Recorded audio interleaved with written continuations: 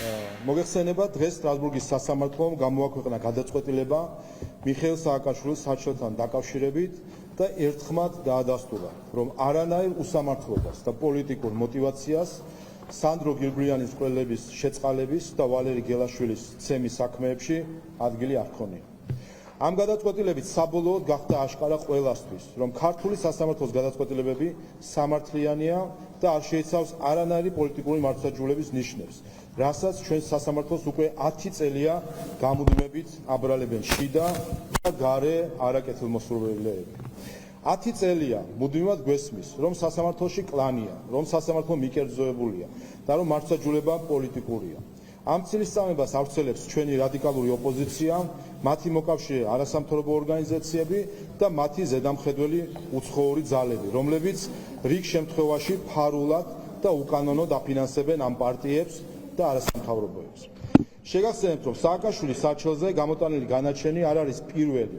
სტრასბურგის სასამართლომ საქართველოს მართლმსაჯულება გაამართლა ტელეკომპანია რუსთავი 2-ის, ნიკა მელიას, ბაჩუ ახალაიას, ისევე როგორც ყველა დანარჩენ ეგრეთ წოდებულ პოლიტიკურად მოტივირებულ საქმეებში.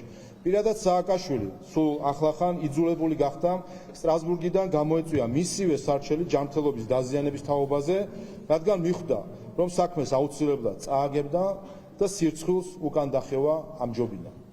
Უკვე 10 წელია ცალკეული ჯგუფები ცდილობენ ქართული სასამართლოს და ზოგადად სახელმწიფოს სახელის გატეხვას და იმიჯის დაზიანებას.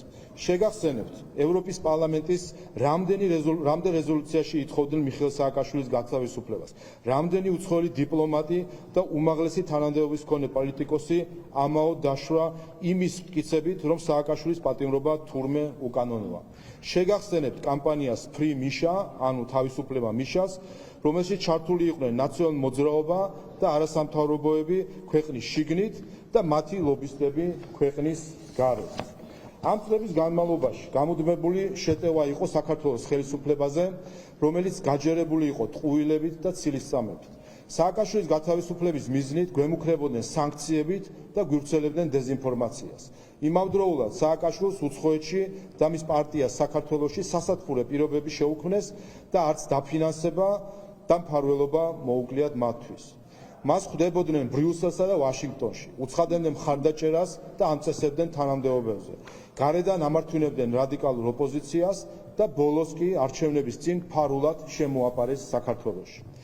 დღეს იგივე ხალხი, ვინც საზღვარგარეთ Free Misha კამპანიას წამოიწყო, ჩართულია კამპანიაში არა რუსულ კანონს. იგივე ხალხი ისევ გვირთველებს დეზინფორმაციას, იგივე ხალხი ისევ გვემუქრება სანქციებით. Რა თქმა უნდა, გავა დრო და გაირკვევა, რომ აქაც ტყუილთან და ცილისწამებასთან გვაქვს საქმე. გაირკვევა, რომ არც კანონი იყო რუსული და კამპანიასაც ჩვენი ქვეყნის არაკეთილმსურველი ძალები აფინანსებდნენ. საბედნიეროდ ადრე თუ გვიან სიმართლე იმარჯვებს. დღეს სწორედ ის დღეა, როდესაც 10 წლიანი კამპანია საქართველოს მართლმსაჯულების წინააღმდეგ კრახით დასრულდა და სამართალმა იზეიმა. 10 წლიანი ნარატივი რადიკალური ოპოზიციის, არასამთავრობების და მათი უცხოელი მფარველების ხუხულასავით ჩამოენგრიათ თავზე. თანაც არა ჩვენი, არამედ სტრასბურგის სასამართლოს ხელით. სტრასბურგის სასამართლოს გადაწყვეტილება კიდევ ერთი რამის გამოა მნიშვნელოვანი. დადასტურდა, რაოდენ საჭიროა და აუცილებელია უცხოური გავლენის გამჭვირვალობის კანონის მიღება, რომ ხალხმა დანამდვილებით იცოდეს, ვინ იგონებს და აფინანსებს ამ ცილისწამებულ კამპანიებს, იქნება ეს Free Misha, არარუსულ კანონს თუ რომელიმე სხვა. ეს კამპანიები მხოლოდ ერთ მიზანს ისახავს მიზნად, საქართველოში გათიშულობის, მტრობის, დაპირისპირების შემოტანას და საქართველოს დესტაბილიზაციას.